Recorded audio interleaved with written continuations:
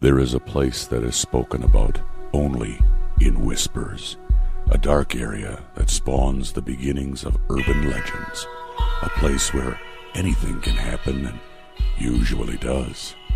During the light of day, it hides just outside of view, but when the sun goes down, spirits, creatures of the night, roam free, and things do go bump in the night. It is in every state and every country, and there is no escaping it, no matter how safe you feel behind your locked doors and latched windows.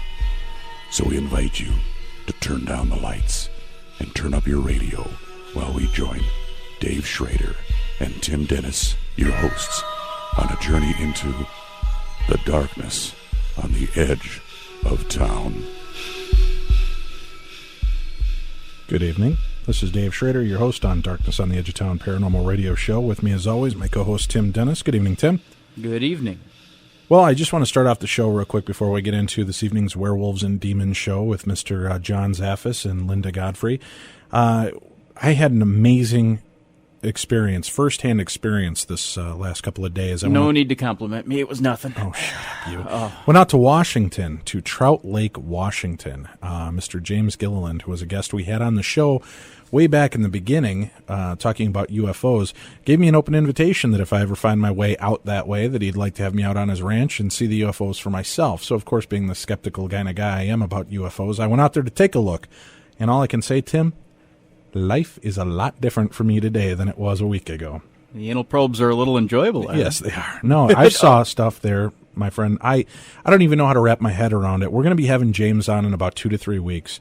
We're going to talk about the things that we actually saw at the ranch, talk about the different experiences. It was amazing. I will say this. I saw a creature with my own eyes, and I saw actual UFOs, and one or two of them seem to be communicating with us. I don't know. This type of thing changes you. It's crazy. I always thought people were nuts for saying that, but now that you see this stuff out there and you can see it firsthand, almost like seeing the Holy Grail and seeing a full body apparition, until you see it, there's just nothing to compare. And right now I am still just in this utter sense and stage of shock and awe, if you will. But we'll be talking to James Gilliland in a couple of weeks. Met a lovely family from Alabama, a couple of regular Washingtonians that were there. Experienced this with 8 other people, so it wasn't like I was just out there alone seeing this stuff. Just totally amazing. Tim, I wish you could have been there with us. We're definitely going to have to make a trip out there together and share this, maybe even do a live broadcast from the ranch, talking to people about the things that are going on in the skies above us. What if the government jams it? That'd be awesome. Well, we could fake that we're getting jammed off the radio. I don't know. Nice. This evening, originally we had slated we're going to be talking about werewolves and witches with Halloween right around the corner. Unfortunately, no witches would talk to me before Halloween. They're a little busy, I guess, Tim. Do you know, this seems to be a busy time of year for witches. Well, Dave, there's a run on candy at the store. You got to get everything ready for the little trick-or-treaters. That's right. And, the witches got to brew up a little something for the kiddies. So I couldn't get any respectable Wiccans to join us on the show this evening, so I had to go with the next best route and get me a respectable demonologist who's worked with werewolves and ghosts and demons, oh my. So we're going to introduce back to the show a friend of ours, Mr. John Zaffis, and John is a paranormal investigator. He's an author. He's a demonologist, a hell of a guy. He's been on the show with us in the past, and we've talked about many of the different cases that he's worked on. John mentioned and alluded to us a few weeks back when we had him on with Denise Jones that he, too, has been involved in a case involving lycanthropy. So we'd like to welcome back to the show this evening, Mr. John Zaffis. John, thanks for joining us back in the Darkness on the Edge of Town. Hey, thanks for having me on. Well, I appreciate having you back with us. Now, as I alluded, we wanted to talk about the different myths and monsters associated with this time of year. You know, we talked to Rosemary Ellen Guiley last week about voodoo, or about vampires. We had on Bloody Mary from New Orleans talking about voodoo.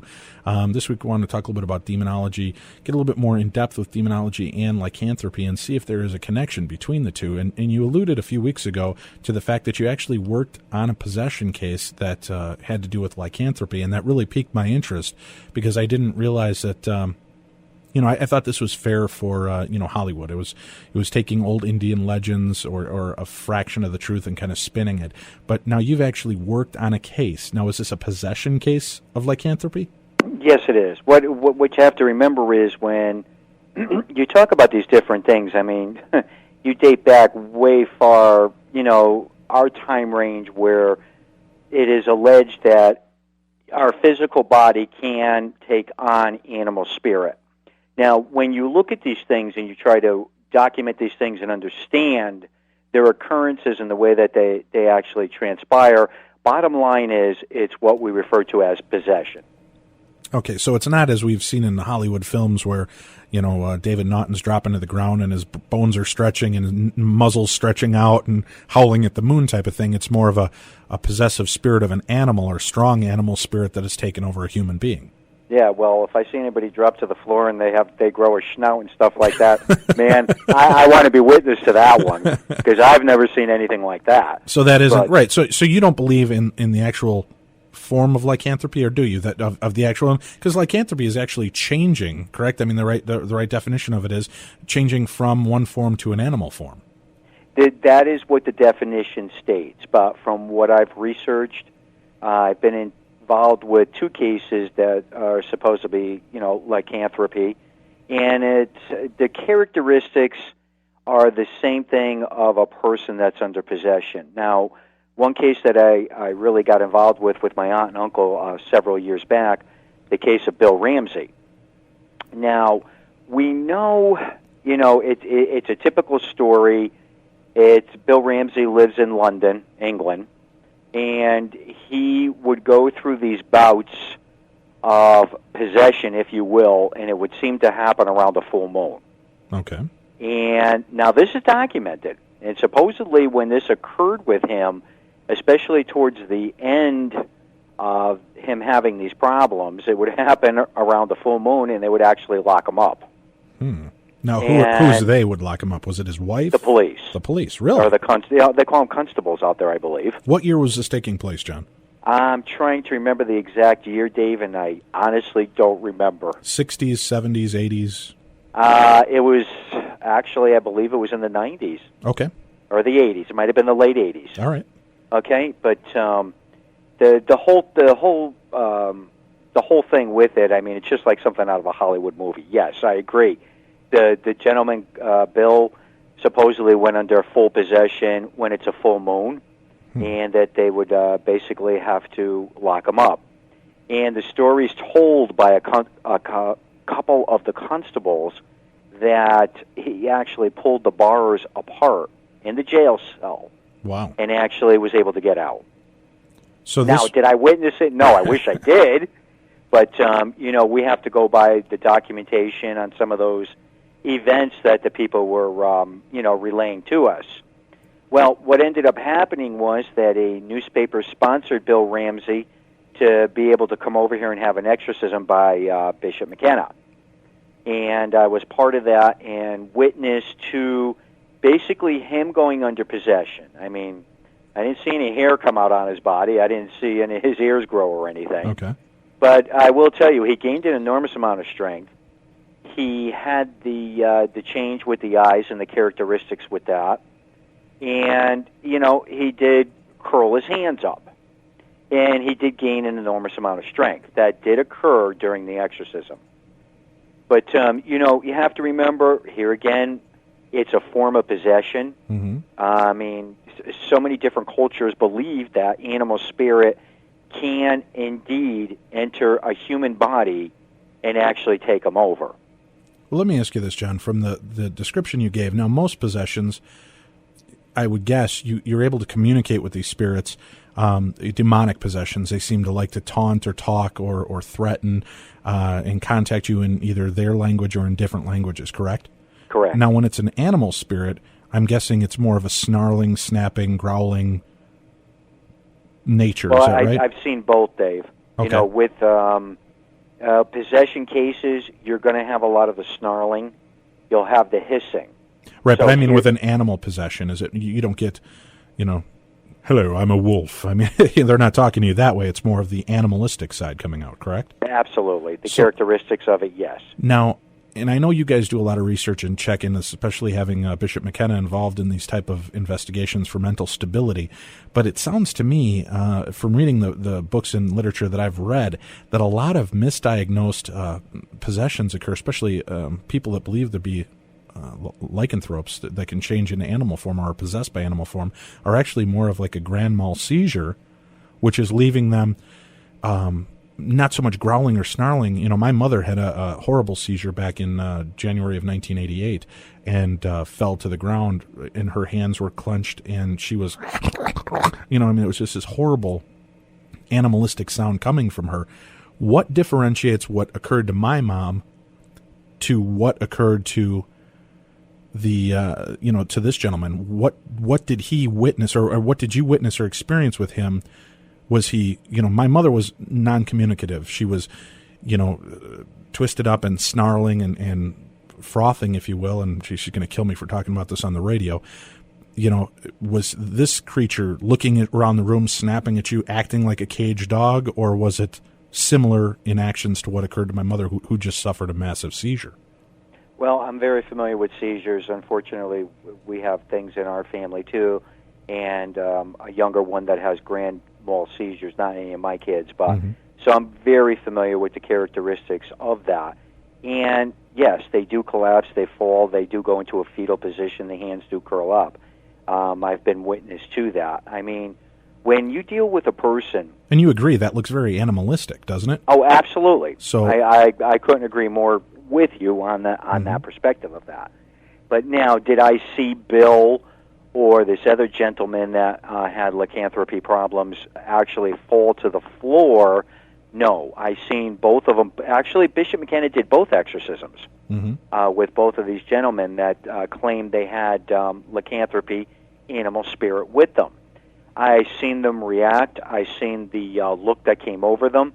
Actually, both of them did react with the arms, with the fingers actually curling up.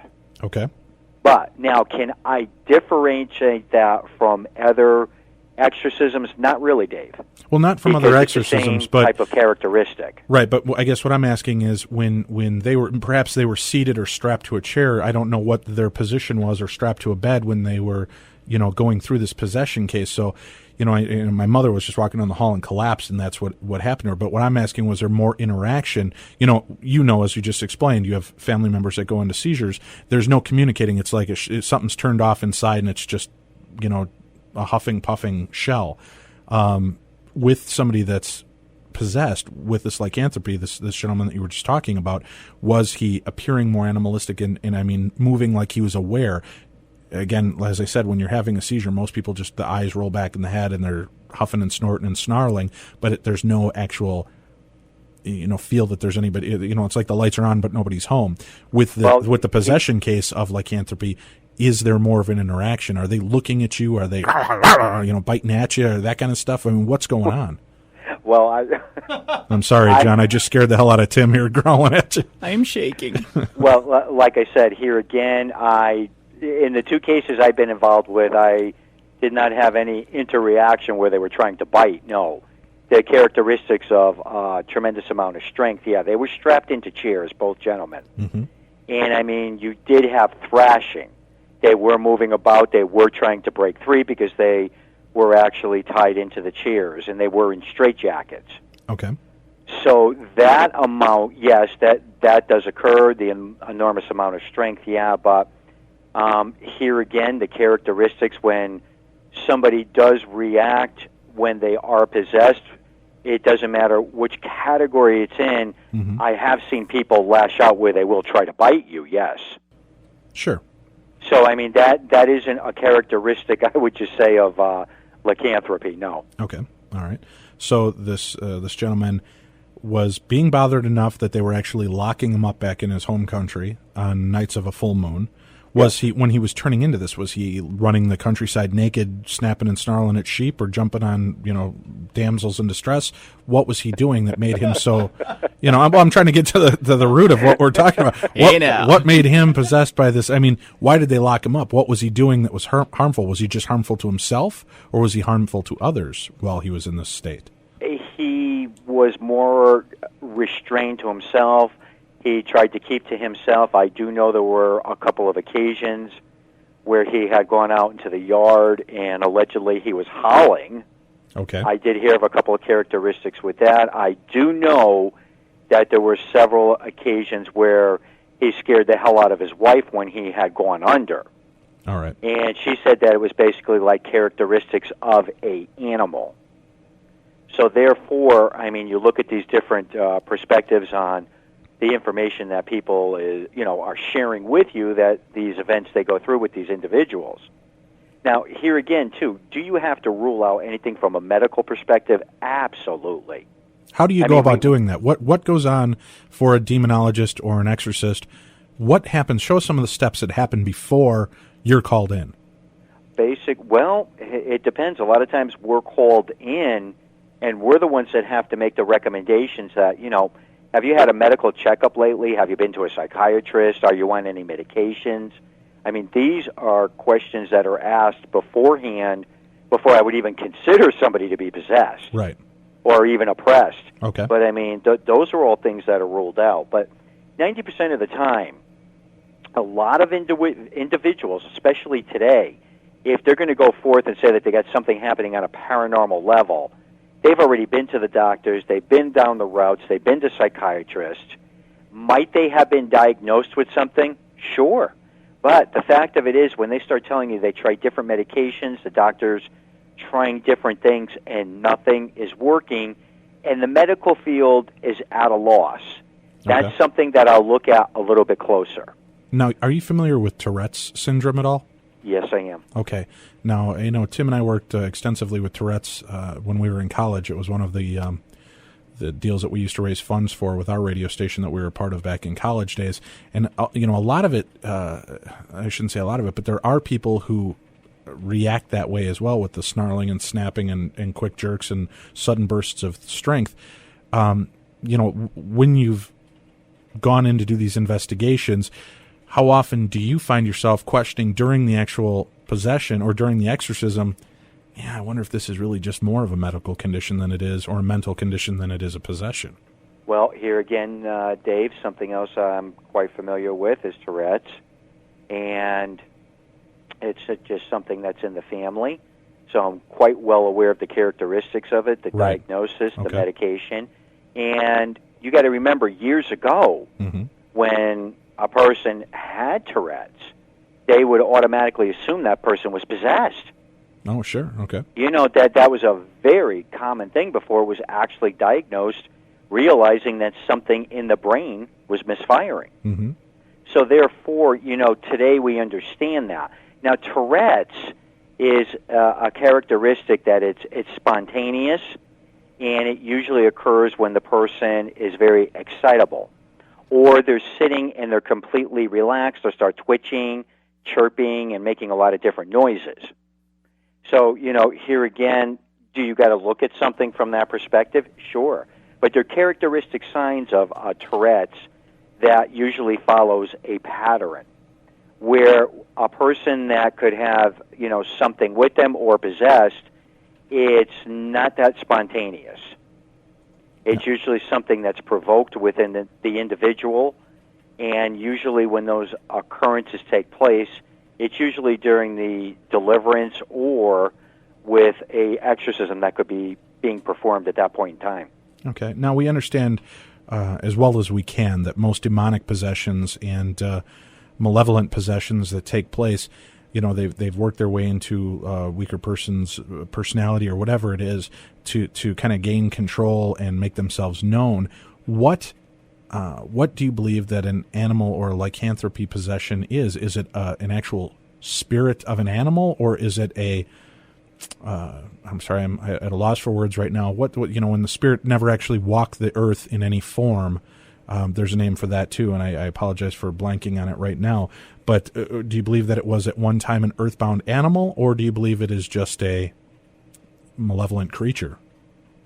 What I actually believe that is transpiring with several of the cases, I have a couple of different theories that I look at this from, is that I've worked extensively with Native American. I've seen some of the traditions and some of the characteristics that come forth, Dave, and would I put it almost in the category of lycanthropy? A good possibility, where the spirit that inhabits this individual, is it something that's demonic, that's never, walk this earth. Good possibility. That's a very thin line in drawing the characteristics on whether it could be something demonic, an animal spirit. It depends on the interpretation. It depends on how you're perceiving what the individuals are actually going through. Now, the characteristics can be taken on in a possession case that will represent and show those characteristics of lycanthropy, where you could say, gee, is that an animal spirit? Are we dealing with a demonic presence that's with this individual? What exactly are we dealing with? Sure. So when you're looking at this and, the prayers are being done and the manifestations start coming forward within the individual that's being exorcised, basically what I'm saying is lycanthropy, possession by a demon, possession by several different entities could actually take place. Now, the characteristics, I believe, from lycanthropy have been blown out of proportion because, here again, I haven't really seen anybody have hair or their ears grow or, have a snout come out. I mean, I wish I would see something like that because that would blow me out of the water. Sure, exactly. So, I look at it from, a realistic approach. Okay. That this person is possessed, and is it a possibility, Dave, that we could have, animal spirit, human spirit, demonic entity all intertwined with an individual that could be possessed? It's a good possibility, yeah. Good. Well, let's let people chew on that. We're going to take a quick break. You're listening to Darkness on the Edge of Town radio show. Our guest this evening, Mr. John Zaffis. Once you have seen Dave and Tim in the light, you'll understand why we must return to the darkness on the edge of town. Stay tuned. There is more to come. For 58 years, Fate has consistently supplied its loyal readership with a broad array of true reports of the strange and unknown. Fate is a factual magazine containing articles by experts in all walks of life, and by others just like you who have something dynamic, significant, and truthful to say. Keep up with the latest on angels and miracles, psychic phenomena, ghosts, UFOs, archaeological hotspots, alternative science, and much, much more. To receive your free Fate magazine, call now at 1-800-728-2730 or visit our website at www.fatemag.com. That's 1-800-728-2730 or www.fatemag.com. What are you waiting for? Your fate awaits. Mommy!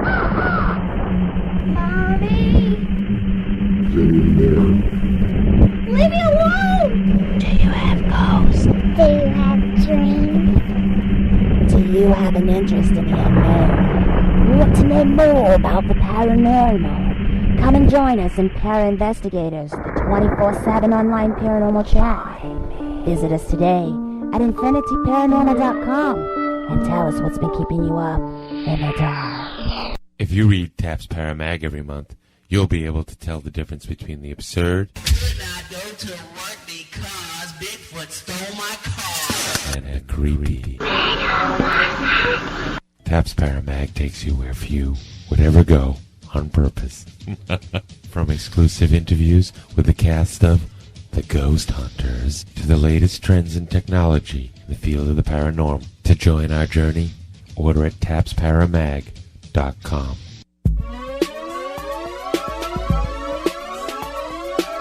If it weren't for ghosts and aliens, these guys wouldn't be getting any action at all. Yeah, baby!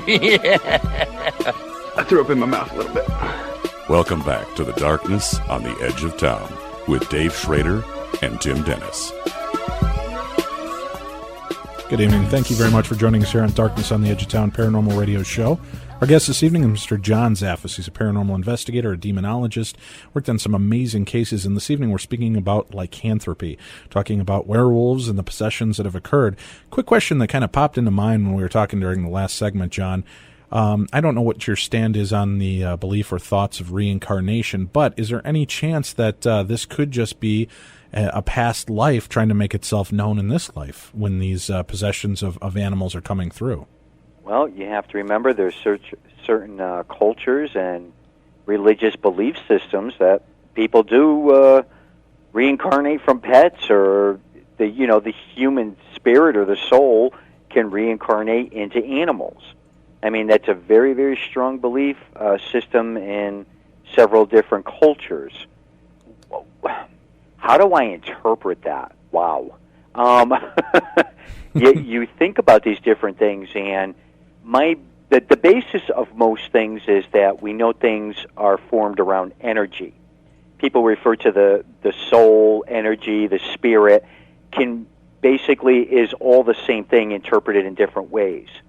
And in different cultures and belief systems, can something transpire into someone else?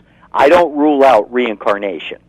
There's no way I rule it out. Sure. Because there's a lot of different things that there's a good possibility with a lot of the information that people have and things that they've experienced. How in the world do they get the information and have it in this lifetime and it reflects back on something from many years ago? So it's something that I study. It's something I try to understand. And here again, I view myself as a paranormal investigator. I study all things that are unique, different, and I never rule anything out. Well, you brought up about the other cultures, and Anthony from our chat room had a quick question. He was wondering what you thought or what your beliefs were about the legends and stories of the Navajo skinwalkers. Well, I don't think I'm that familiar with it. Well, it's funny because Anthony posted all about it for us if we'd like to read it right now. Basically, the Navajo skinwalker is somebody that has a supernatural ability to change into an animal that he or she desires. But it said that the person doesn't have to be the rank of medicine man or woman. Probably make it a lot easier if they had that kind of power, but it has the ability to shapeshift and change into animal form. He was just wondering if you had done any research or information on that and what your thoughts were about the possibilities of that occurring. Well, it's far-fetched. Sure. I'll definitely give that. I can't honestly say I've ever seen anybody transform into an animal in front of me. I've never seen it happen. I mean, it's something you should see my kids turn into pigs at dinner time. Hey. Especially when it's something they like. That's right, exactly. But I mean, I've been around medicine men and shaman. Mm-hmm. Where I've been in a circle when they've been doing different things, and I've seen some really unique things conjured up, if you will, from different energies. I've seen forms, but I can't honestly say to this day that I've ever seen anything transform into an animal. But I will tell you this. Mm-hmm. During a couple of cases I've worked on, I've seen people take on the characteristics of an animal, and as far as getting down on all fours and going across the floor and snarling. So you have seen that? I have seen that, yes. Now, were they fluid when they moved, or did it look like a human trying to run like an animal? It looked like a human trying to run like an animal. Okay, so it wasn't like they were transforming somewhat and still fluid motion. Okay. No. Well, let's go back to this case that we were talking about. So you're called in, and Bishop McKenna is called in to do this exorcism of this gentleman from England. Yes. So now it's an English werewolf in America, right? It's a sequel to John Landis's film. So he's here? I agree with the howling. Yeah, definitely. I mean, it's just like something out of the movies. Okay, and he's brought in. You've got him bound and gagged and stuffed in a chair somewhere, and he's going through these different things. What exactly do you do to, if it's in the name of Christ or whatever religion you believe in that you can cast out a demon, how do you cast out an animal? Well, throw a milk bone and hope he jumps for it, or what? Here, boy. Well, yeah, that would be interesting. That would be real interesting. But basically, what is done is when you're involved with this, regardless of a person's belief system, when certain things are done from any type of a religious perspective, there's a lot of power behind prayer. Right. And when different prayers are said and different things are done, it's amazing how things can and will come forth in a person that has something with them. Now, with different characteristics, you would think that if, someone had an animal spirit in them, how would you bring something like that forth? Right. How would you make that come forth to be able to get it to leave the individual? But when it's done with a lot of religious prayer and different things that occur, there's something with the power of that brings that forward. Here again, it leads me back to, yes, I've been involved with what I feel are the symptoms of lycanthropy-type cases, but the bottom line is possession, and it can take on the different characteristics. Many years ago, a lot of these types of situations got labeled, and one of them is lycanthropy. So therefore, you look at this from an open perspective, and you try to understand that this individual is going through these things, sure, and these things are happening, but yet when these rites are done by different types of clergy, it is able to help that individual, and it's able to remove that energy or spirit that's with them from them. Now, when you're doing this, and we've talked to you in the past about the different hierarchies of demons and evil, malevolent spirits that are out there, right? So is there maybe just a better chance of this not being an animal spirit, but just being a super low-level demon just trying to make his way in, and it's snapping and snarling, and that's because that's all it knows how to do to communicate? I would definitely agree with the fact that is it a possibility that we're dealing with a demon? Absolutely. Lower archy? No, I would say it would be hierarchy. Oh, really? Yeah. You would think that they would be more animalistic the higher up in ranking they are? Yes, I would definitely say so. Okay. Due to the fact of some of the more intense type situations that I've been involved with as far as exorcism goes. Sure. You have to remember when an individual is purely possessed, mm-hmm. and it's a legit type thing, you're going to have spirit, you're going to have multiple. Very seldomly, when a person is possessed, it's just by one demon or one entity, if you will. Mm-hmm. It's usually by multiples. Now, a lot of people... Oh, I'm sorry, go ahead. So therefore, when we deal with these things, that's why a lot of times, Dave, when you'll hear that, a person needed several exorcisms, it's almost like stripping away the layers sure. to be able to get to the main source of what's actually causing the problems. So therefore, when you deal with the different levels in reverse, you're going to have different activity with different things that do occur with a person. Once you've done this and you've stripped away these peels like an onion and you get down to it and you clean it out, how often are the people that were possessed left now mentally unbalanced and more, we always see in the movies, it's, oh yeah, now she can go live a nice happy life and the demon is gone. How often is it more likely that this person is just so mentally disturbed after having an episode like this that their life is never normal again? Well, to be perfectly honest with you, they never are. It's a very lengthy process. A mm-hmm. key factor that I always recommended these people get involved with is they definitely need therapy. There's a big void within their lives. But are there counselors out there, John, that you can go to and say, I was possessed and I really need to work through this now, and they don't turn you into the loony bin? There's quite a few out there today that will look at this openly.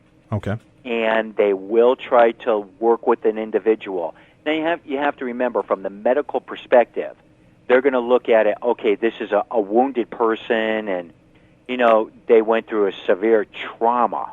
Mm-hmm. Now, this is the way it's interpreted when I deal with psychologists and therapists. They look at this as a perspective. This person went through some type of serious issue, whether you want to look at it as possession or, a trauma. This is the way they view it, which is fine, because there's certain ones out there that can still help those individuals and talk to those individuals and be able to help them to move forward with their lives. Okay, yeah, I just didn't know how people could actually go out there and, you see psychiatrists that say, well, we can help you with, overeating, smoking cessations, depression, getting over a past exorcism. I just never seen that advertised anywhere, and I would think that would cause more problems for people talking about something like that and opening up a whole new can of worms. Well, here again, all right, let's just take the Roman Catholic Church alone. Mm-hmm. They have a tremendous amount of psychologists, therapists, doctors that all intermingle and are part of the church that, they go wherever their church is. They could have somebody they could recommend within that area. You're right. I was totally blanking out the fact that the church has people that hired to do that as well. I was just thinking more in the general spectrum of doctors and psychiatrists. Here again, I could tell you now several therapists that I've worked with, Dave, just through the Roman Catholic Church alone. They don't just take on patients that are Roman Catholic. They've dealt with a lot of people that I've recommended to them to be able to work with them, to talk to them, sit down and try and figure out some of the things that they can do to help their lives to move forward. Because here again, like I said, you have to remember from the medical field, they're looking at that as a major, major trauma that individual went through. Sure. One of the recommendations from the people on the board, John, is for next time when you're trying to determine if it's an animal spirit or a human spirit or demonic, if you try to throw the ball but don't really throw it and it goes after it, looking for it for a while, it's probably the dog spirit. They're just so dumb. I do that to my dogs all the time, too. But it was a good point. The next time I'm at an exorcism, if I want to know, I'll toss a ball across Come on, boy. Come on. Go get the ball. Go. Where'd it go? Where'd the ball go? Now, see, that would be a good comedy, Lynn, right there. I want to see that in the next scary movie section for. But now let's go back. So you guys, you brought him out of this. How many exorcisms did this gentleman have to go through before he was cleared, or is he still not cleared of this lycanthropy possession? To my knowledge, Okay. Bill Ramsey had one exorcism performed, and he hasn't had any reoccurrences since. That's to the best of my knowledge. All right. So he's pretty much living a clean life. Now, you said that you've worked in other cases of lycanthropy as well, correct? Yes, I worked. Actually, there were two other ones where they definitely had felt that there was animal spirit that was intermingled with them. The same MO, same type of thing, where these individuals would reach a climax, if you will, when the full moon was out there, or... Here again, we do know scientifically when there's a full moon that it does alter everything. Right. I mean, this is a proven scientific fact. Right. So therefore, does it generate something in these individuals, and they're convincing themselves that it's an animal spirit, but it's necessarily something on a demonic level? Good possibility. Well, sure. A very good possibility. I mean, it's proven to affect water and the tides during a full moon, and because we're basically a water-based creature, if your water levels are off and it's doing that, and you have a brain chemical imbalance, I would guess that would be a much bigger chance of what's going on to these people as well. Absolutely. Well, let me ask you this now. Demonic possessions always seem to, people invite them in through, as you've mentioned in the past in your beliefs, through seeking the guidance of psychics or tarot card readers or playing with the Ouija board.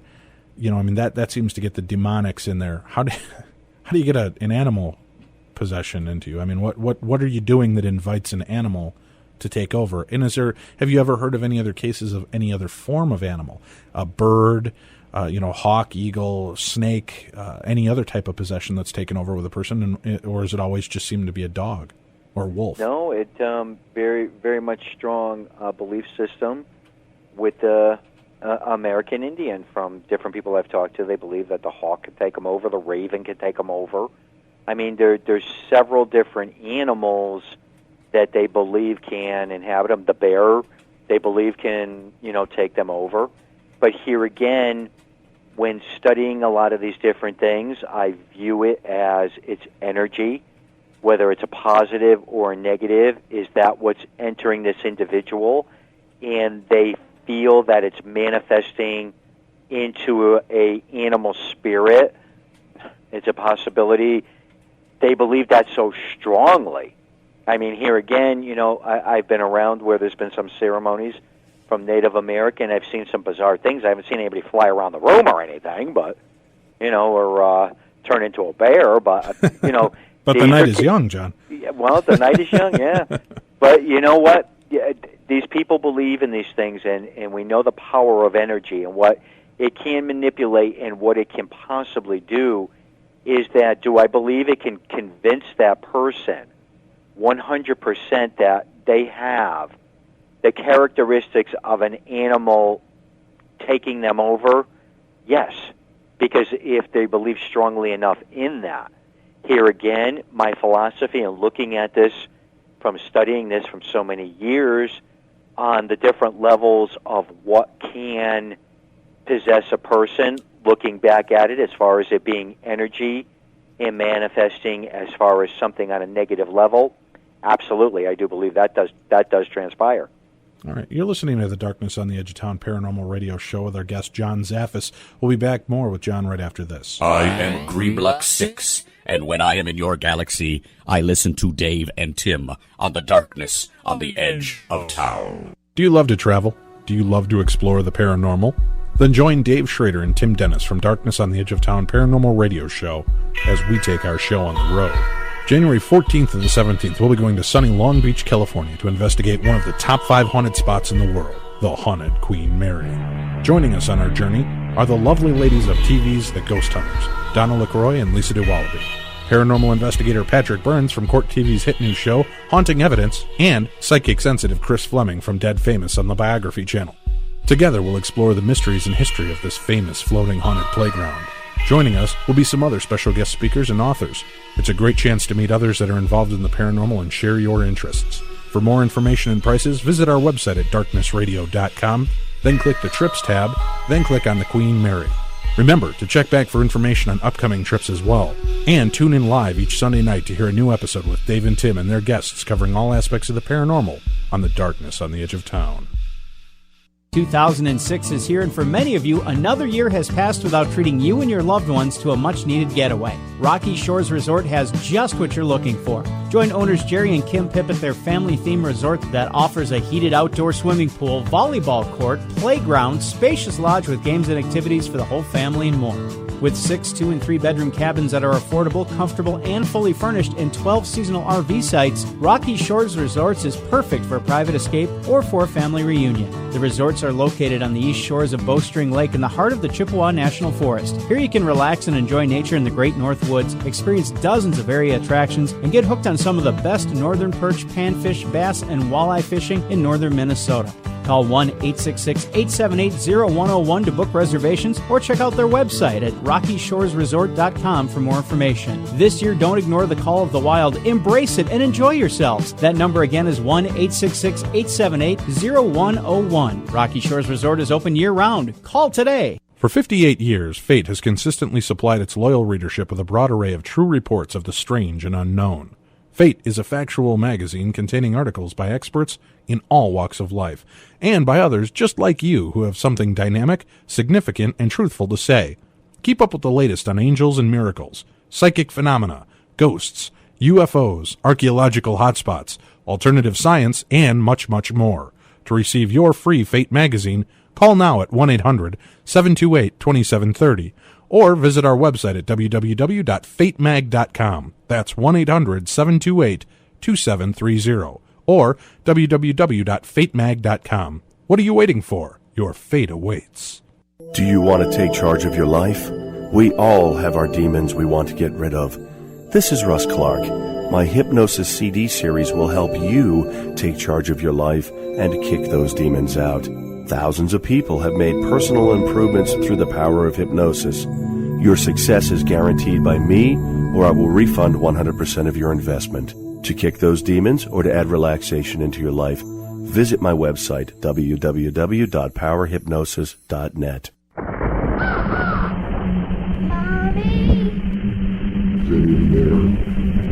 Leave me alone! Do you have ghosts? Do you have dreams? Do you have an interest in the unknown? Want to know more about the paranormal? Come and join us in Para Investigators, the 24/7 online paranormal chat. Visit us today at infinityparanormal.com and tell us what's been keeping you up in the dark.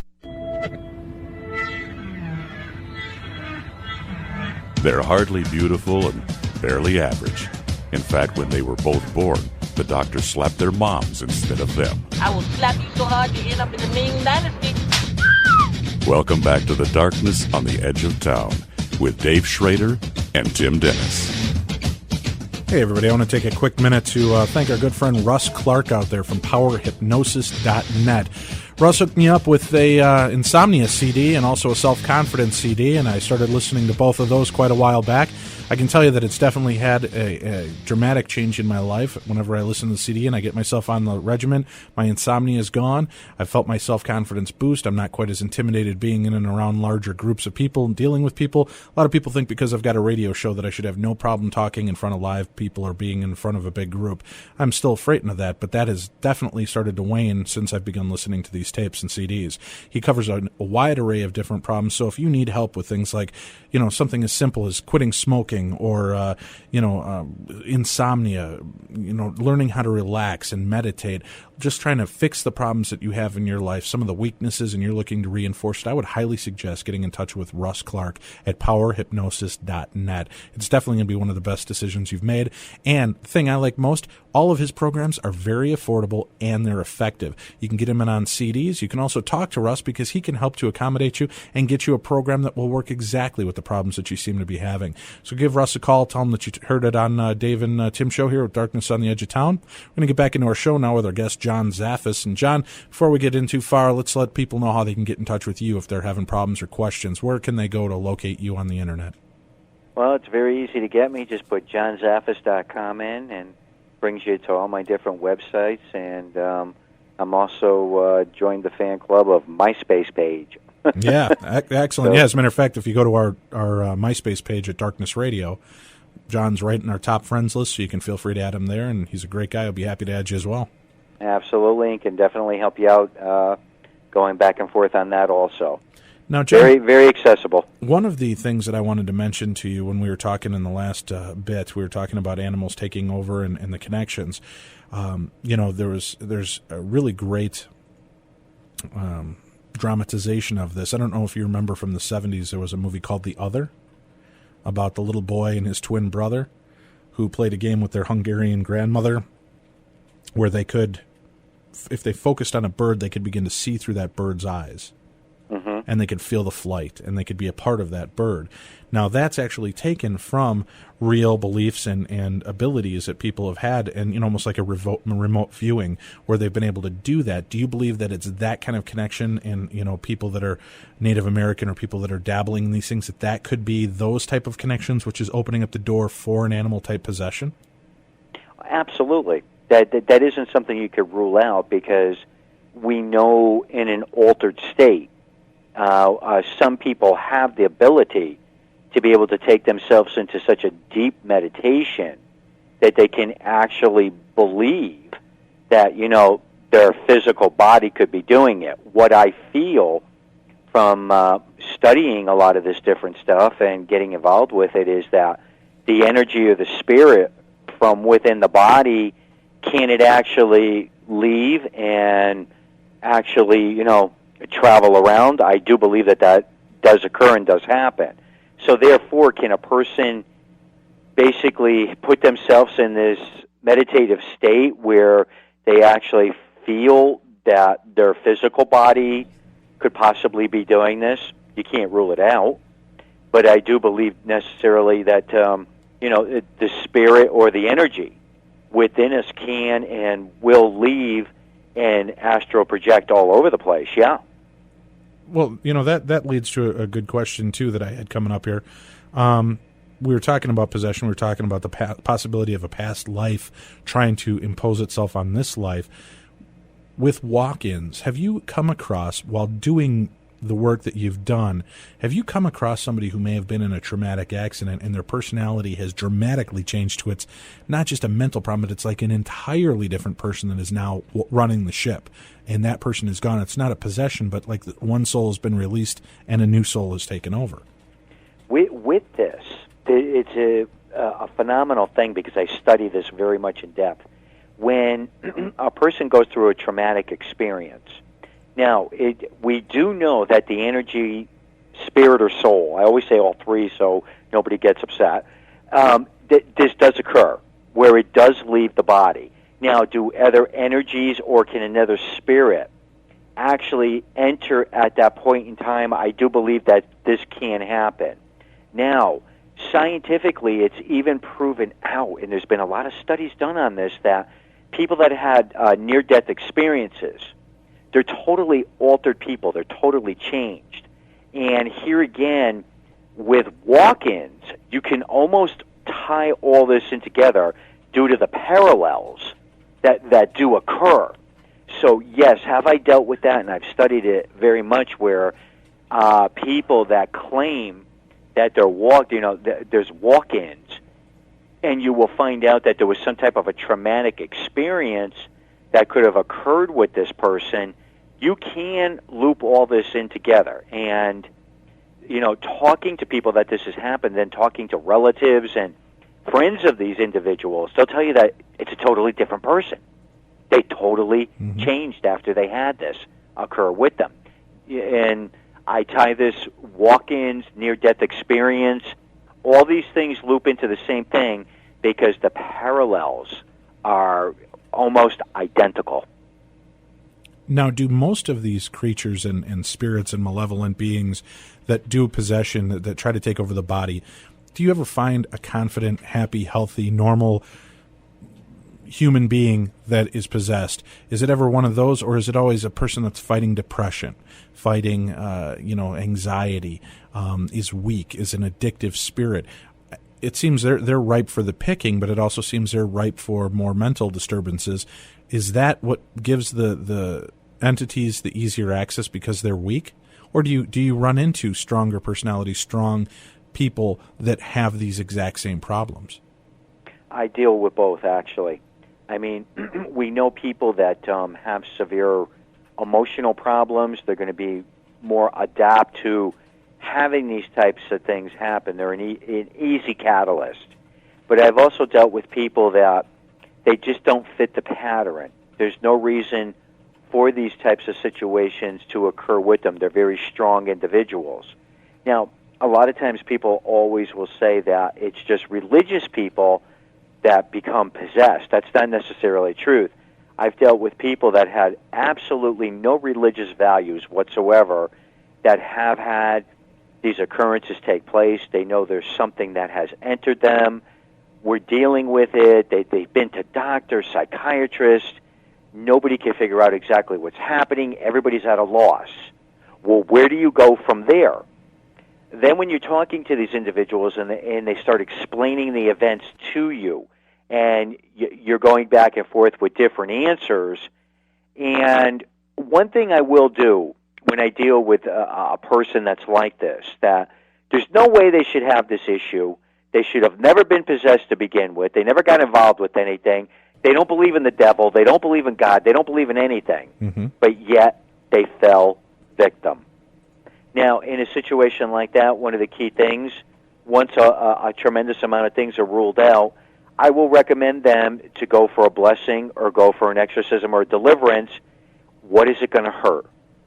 It's not going to hurt anything. Right. So therefore, when you see these individuals go through this, and there's a dramatic difference in the individual, and you're sitting down and you're talking to them after they go through this, and you say, what do you feel transpired?